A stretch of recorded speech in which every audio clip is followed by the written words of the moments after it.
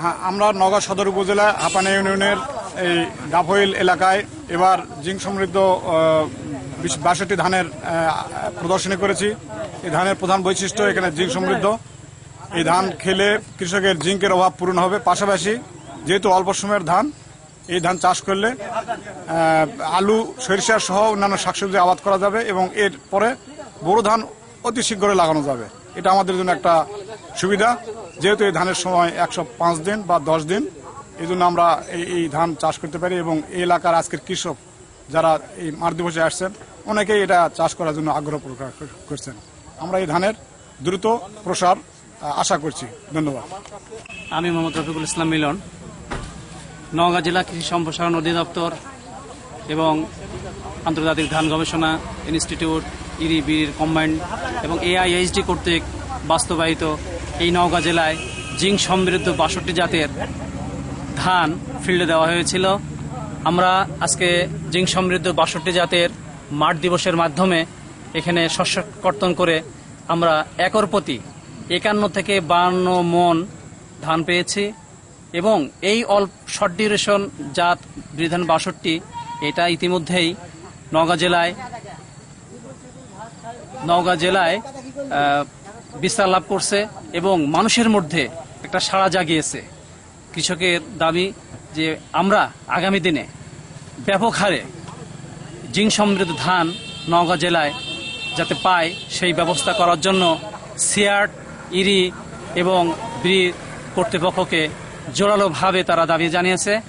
আমি এই জিঙ্ক সমৃদ্ধ 62 জাত বাংলাদেশে এই কার্যক্রম চালানোর জন্য সিআরট এবং ইরি কর্তৃপক্ষকে ধন্যবাদ জানাচ্ছি।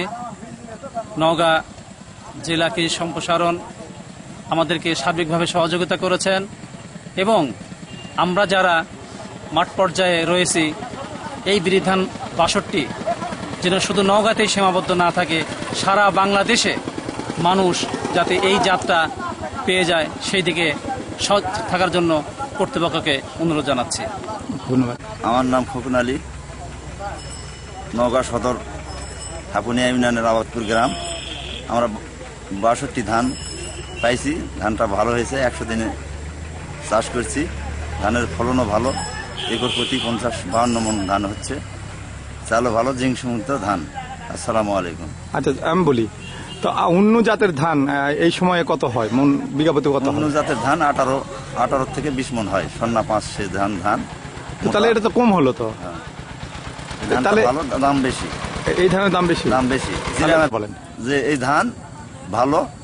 এই ধান করলে সরিষা করা যাবে, ধানের মান ভালো, দাম ভালো। আর অন্য ধান করলে দাম কম, সরিষা হবে না। আর এই ধান সরিষা হবে 100 দিনে মাত্র আবাদ হয়ে যাবে। এই জন্য আমরা ধান করতেছি। আচ্ছা, ঠিক আছে। আমি মোহাম্মদ আখতারুজ্জামান, উপসহকারী কৃষি অফিসার। আমি এই হাপানি ব্লকের দায়িত্ব আছি নওগাঁ সদর উপজেলার। আসলে বিজ্ঞানীরা যে জাতটি 62 ধান যে জাতটি উৎপাদন করেছেন, শুধু এটা মানুষের শুধু খাদ্য চাহিদা পূরণের জন্য নয়, এটা মানব দেহে পুষ্টি সাধন করার উদ্দেশ্য এই জাতটির আবিষ্কার। এই জিঙ্ক সমৃদ্ধ ধান, জিঙ্ক মানব দেহের একটি প্রয়োজনীয়, অত্যন্ত গুরুত্বপূর্ণ প্রয়োজনীয় উপাদান। এই উপাদান সাধারণত দামি দামি খাবারে থাকে, কিন্তু বিজ্ঞানীরা চিন্তা করেছেন এমন একটি খাদ্যের মধ্যে এই জিঙ্ক অ্যাড করা হবে যে খাদ্যটা সবাই খায়। সেই হিসাবে যেহেতু আমাদের বাংলাদেশের সমস্ত মানুষ ভাতের উপর নির্ভরশীল, বিজ্ঞানীরা গবেষণা করে এই ধানের মধ্যে যদি জিঙ্ক সমৃদ্ধ করা যায়, তাহলে অনায়াসে এই ধান চাষ করে ধানের মাধ্যমে সবাই এই জিঙ্কের অভাব পূরণ করা সম্ভব। এই চিন্তা ভাবনা করে বিজ্ঞানীরা